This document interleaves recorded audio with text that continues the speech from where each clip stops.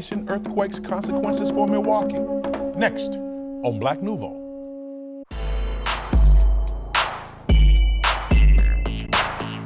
Hi, I'm Milton Dockery. And I'm Faithe. Welcome to Black Nouveau. On this edition, we'll talk with a Milwaukeean whose family was affected by the earthquakes in Haiti, and we'll explain the health benefits of cooking raw. We'll also show you a beacon of light in the MLK Drive economic corridor and take you to Racine and the original Cops and Kids program.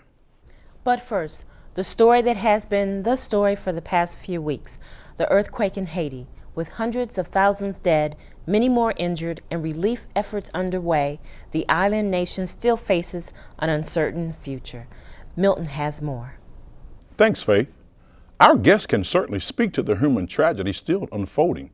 Dr. Patrick Bellegarde-Smith has lost at least 9 nieces, nephews, and cousins as a result of the earthquake. Dr. Bellegarde-Smith, welcome, sir. Thank you. Dr. Bellegarde-Smith, first and foremost, we here at Milwaukee Public Television and the entire MATC community want to extend our sincere condolences to you and your family during these difficult times. It's appreciated. How are you and your family managing to get through this situation? Well, I have yet to reach Port-au-Prince, and I have gotten news indirectly that some of the older members of my family were fine. And I get it largely from Canada, where I have family as well, and throughout the United States. Some of these individuals have been able to talk to Port-au-Prince and to the family members, but I have not yet. I keep trying, but I can't get through. So you have had some communication, but through secondary sources. Yeah. What about some family history? Who's there? Who's here? Well, I have 3 cousins I grew up with, very closely with. And they are in their 60s, they are in mid-60s, and they've all managed to survive, but the 5 homes in which they lived collapsed, but they were able to get out of those homes before that event. And one of these individuals is living in her car in the yard with her husband who is dying of cancer. And so, but we don't have much information about her except that she's in her car. That cousin that's suffering from cancer, is he able to get treatment during these times? No. And that is part of the tragedy.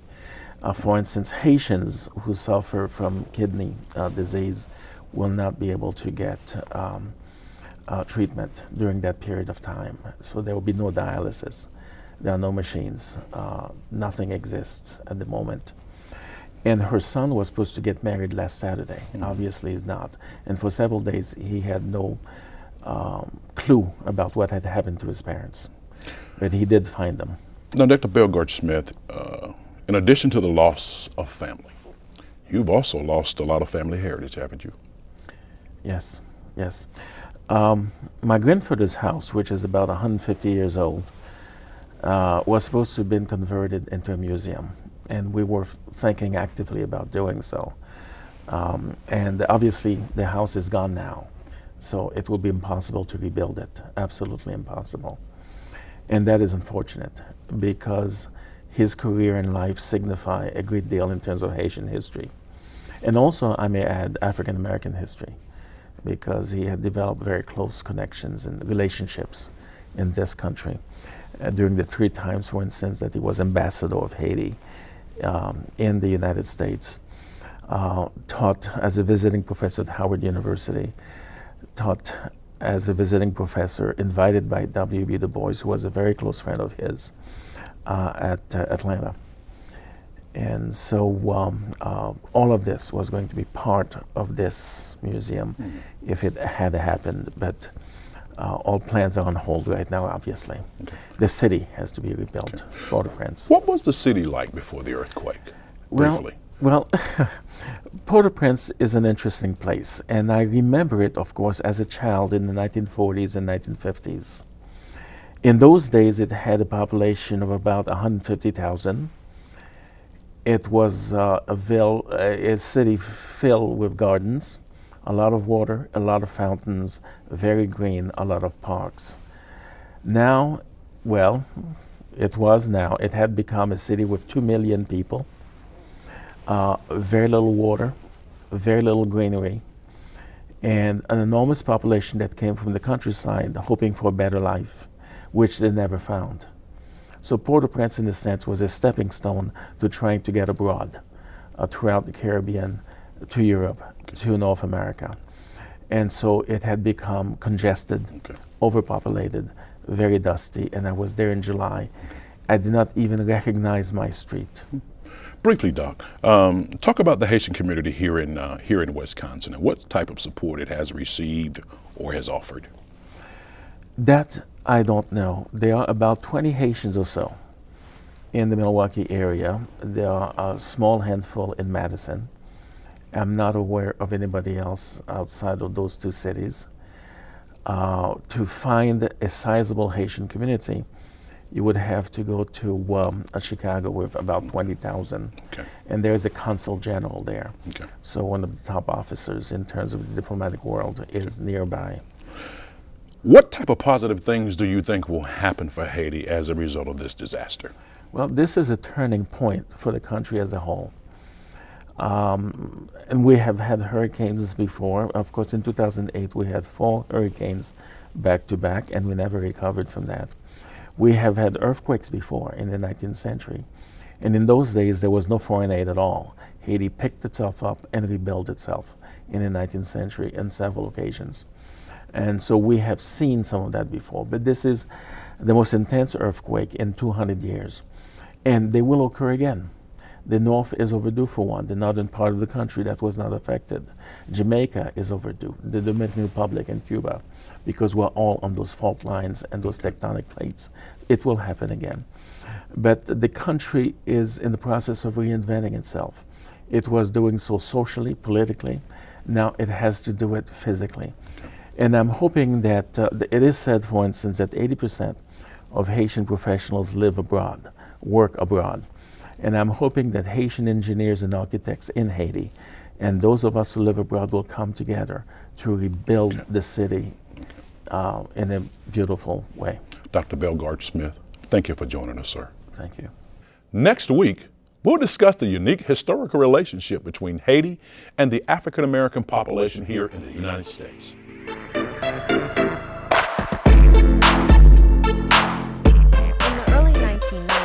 Ford Foundation started neighborhood and family initiatives in several cities around the country. Milwaukee was one of those cities, and that project has turned into a full-fledged community development corporation, which is revitalizing a section of the inner city. Liddy Collins has that story. Quality, affordable housing, and these units are really like market rate. Central air, dishwashers, garbage disposals, microwaves, balconies. So they're really nice units, good units to raise a family in. Building houses, commercial developments, and assisting small businesses looking for quality space is what the Martin Luther King Economic Development Corporation is about. Welford Sanders once worked on the neighborhood strategic plan for the Harambee neighborhood. He now heads up a corporation formed to bring economic vitality back to this Harambee commercial corridor. In our early years, we administered a revolving loan fund, especially for small businesses in this area, and especially minority African-American owned businesses that simply could not get startup loans and expansion loans from through conventional banking sources. In order to loan money for business startups, we had to require that businesses would have a business plan. So we got into the business of putting together, working with small businesses and business startups to do business plan development with the hopes that we could then provide the small loans for those endeavors. The Ameritech King Commerce Center was their first project developed in 1998, which was a catalyst for revitalizing the area. The second important project was the completion of the Ponderosa. The Ponderosa was completed in 2001. Henry and Stella Love were the owners, the majority owners, and we had a 19% share in that development. Of course, it's now has transitioned into the Stella's, but nevertheless, it's been an important addition to King Drive. I should add that that restaurant was developed using an approach called the franchise, neighborhood franchise development model, which brings together a 501c3 nonprofit like MLK DC with private small business folks like the Loves, and it allows us to bring significant equity to the project and limit some of the risks that the small business person would have to assume. With the completion of the King Commas and the Ponderosa now Stellas, the MLK Economic Development Corporation decided to get involved in the affordable housing tax credit deals. Our first tax credit deal was King Drive Commons 1, which is just north of the Ponderosa. It's 18 units of affordable two-bedroom apartments. It includes 6,000 square feet of commercial space, which was dedicated to small business development, and also a small business, an expansion business. Flair Designs, a beauty salon, is one of our major tenants in that development. We also included in that development a fully equipped exercise room for our residents. We want to provide amenities in all our developments that can benefit our residents. And the theme that we've taken on is fitness, wellness, and we began that with that workout room in King Drive Commons 1.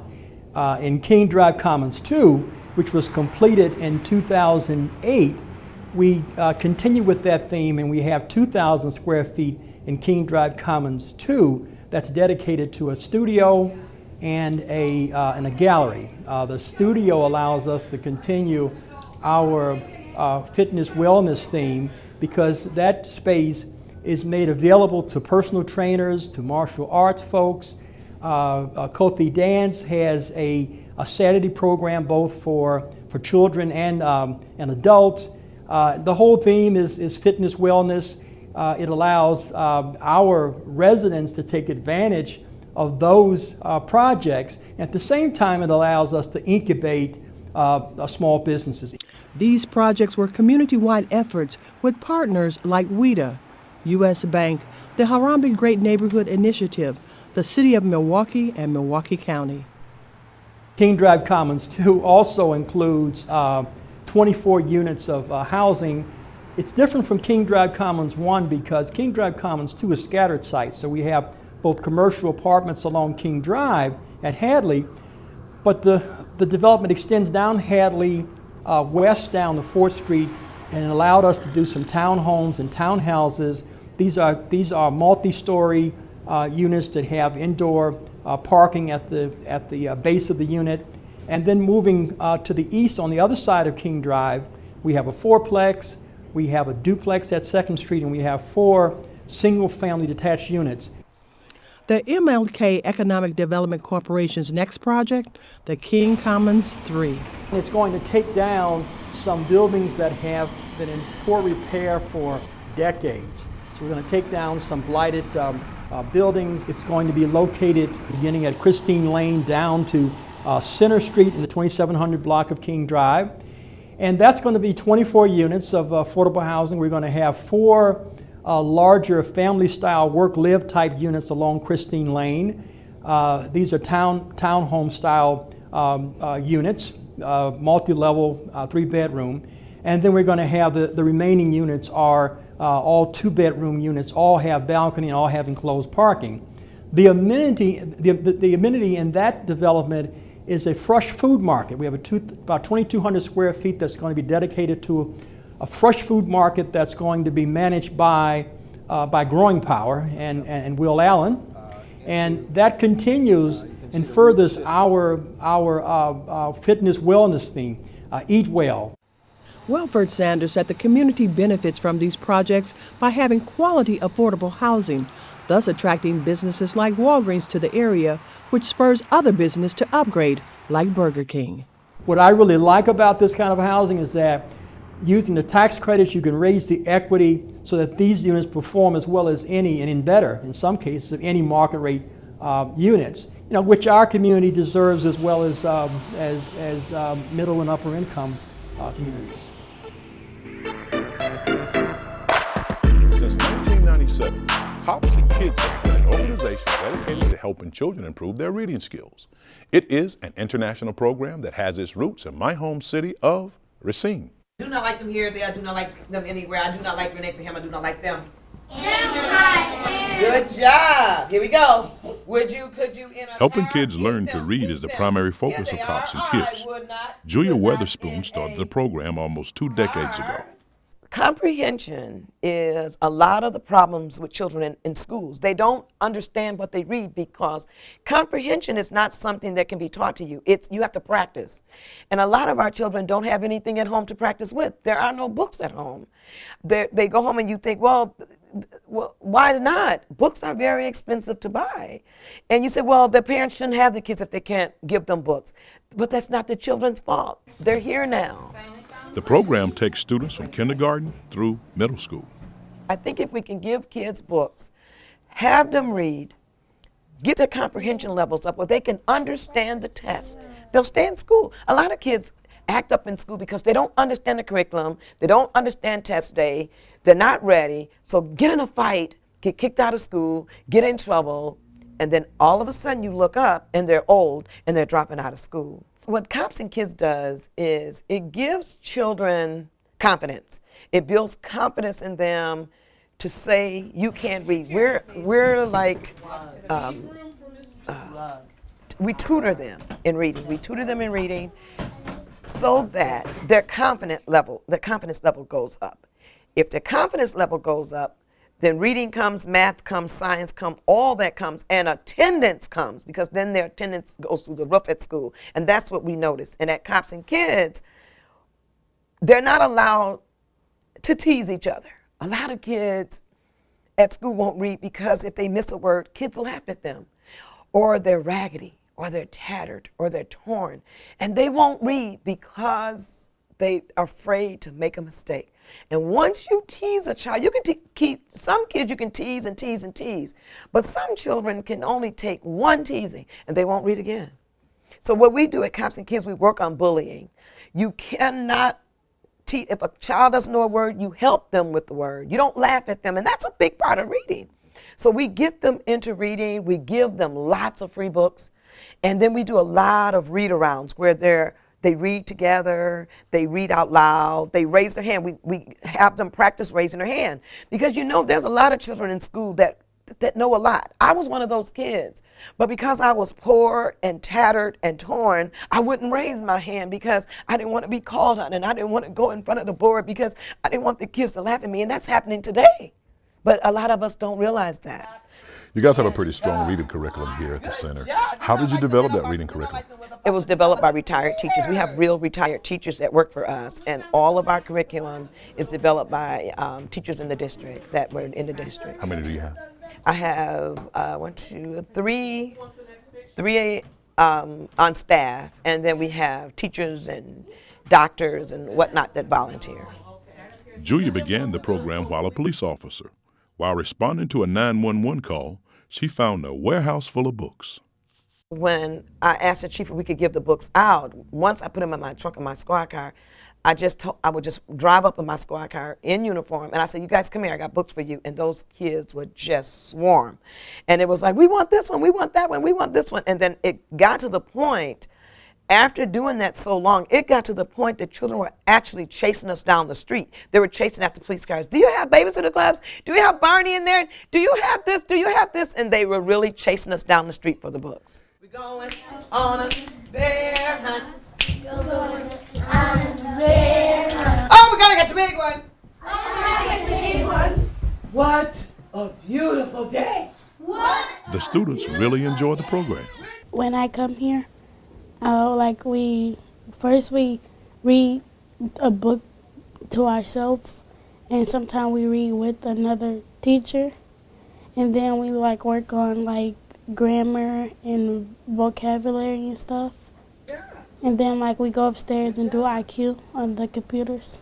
It really improves what I learn, and it helps me outside of school and stuff. Julie, what happens on a daily basis here at the center? Well, during the day when there's school, the children are not allowed at Cops and Kids. We're an enrichment center for the school. We're not if I don't go to school, I can go to Cops and Kids. We're not there for that. We're here to enrich them. So during the day, they're not allowed here. They have to go to school to come here. They have to go to school. And then they'll come after school. Now, the kids will start coming in between 4 and 4:15. They start coming into the center for the after-school program. And in that after-school program, the first thing we start off, we give them a snack, because they're hungry. So we give them a snack. And then they have a story. I read, we read books to them. The librarian reads them a story. I'll read them a story. The teacher reads them a story. They get a story time. Because when I grew up, I never had a book read to me at home. And I want to make sure that I change that they have books read to them someplace other than school. And then they have curriculum that's set for them. They have computer classes. We have a computer lab that actually was furnished by NBA Washington Wizards, Karan Butler, which was one of my children that I helped mentor when he was young. And so they have computer lessons and those kind of things here. The program has become international with 70 chapters worldwide. We've got quite a few chapters of Cops and Kids. We've got over 70 and counting. And we're in South Africa, Venezuela, the Philippines. And I just had a district attorney call me. She's going to start one in the Virgin Islands of St. Thomas. This spring, New City, hosted by the owners of Eden's Market, Caroline Carter and Shanita Ray.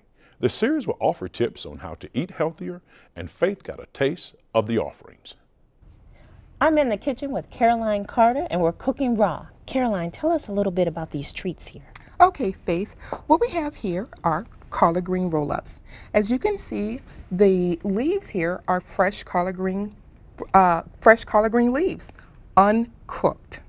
So on the inside is a filling with raw broccoli, cauliflower, red and green cabbage, carrots, raisins, garlic, whole host of good food that's good for you, have heart healthy, make you feel good. Heart healthy. Yes. Is it being green, uncooked? Is that the part that really helps your heart? You know what? And the vegetables inside? Yes. Because what those vegetables are filled with nutrients and enzymes that our body actually needs to function well. And we do need to eat some raw food, uncooked food once in a while.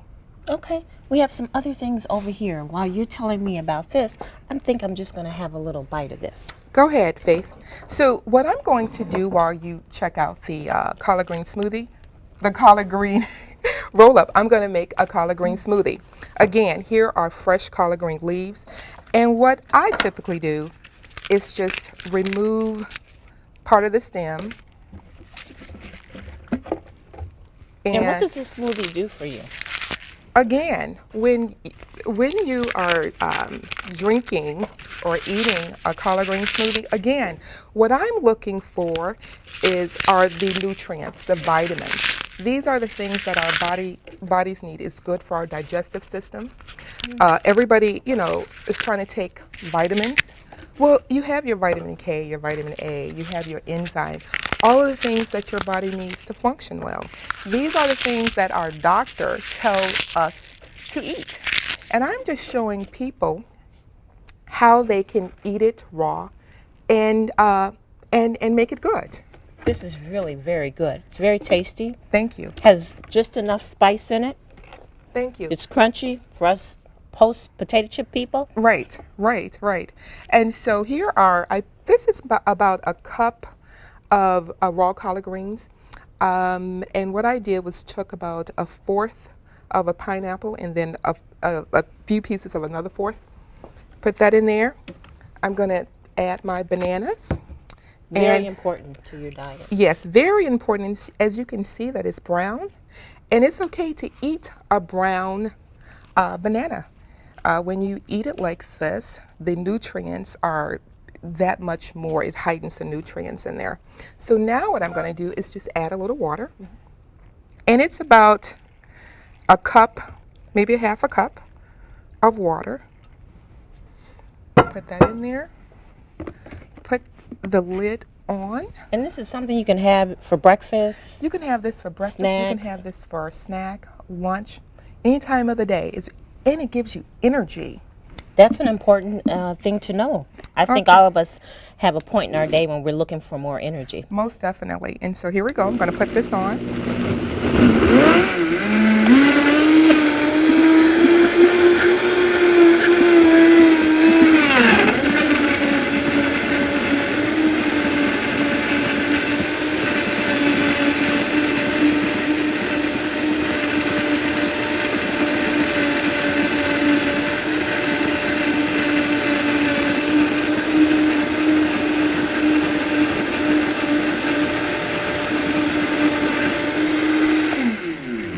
Voila. Takes about a minute, Takes about a minute. You don't see the collard greens, but you know it's there. but it's green. Okay, so you do the honors. Okay. Okay. And I'm going to pour you some collard green smoothie. Bottoms up.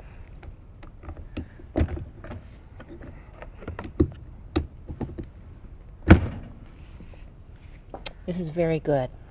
I probably have a green mustache now. But this is very good. The consistency is wonderful. It's a great taste. It's very smooth. The color would be fun for kids, so this would be a really nice treat for kids and teenagers. This is Right. wonderful. Thank you very much. And how does this affect our health? What parts of our body will this work for? Everything, Faith. It helps our digestive system. I mean, you know, I'm not a doctor. What I do is just, or a nurse, but what I do is just take the advice of the doctors and nurse. When they say eat fresh fruits and vegetables, eat this. A lot of people are walking around, and just me, talk about my own case, I used to have a problem with my digestive system, eliminating. I'm telling you, you drink one of these once a day, see what happens, how it makes sure it regulates your body. It's very important. Get to a certain age, start paying attention to things like that. Thank you, Caroline. This is wonderful. You're very welcome, Faith. Good, healthy food for your body. And definitely good for the soul. Before we close tonight, we want to remind you that Black Nouveau is now available online. So if you miss an episode, you can go to the MPTV website at mptv.org and click on Watch Video. You'll see a program header, scroll down to Black Nouveau, and click. You can also get the website addresses and phone numbers of our guests from the Black Nouveau webpage, also available at mptv.org. And that wraps up this edition of Black Nouveau. Remember, in the coming week, do something to expand your world. Good night. Good night.